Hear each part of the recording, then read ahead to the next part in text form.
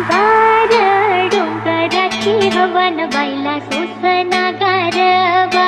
गार डोंगराची हवा न बाईला सोसना गारवा.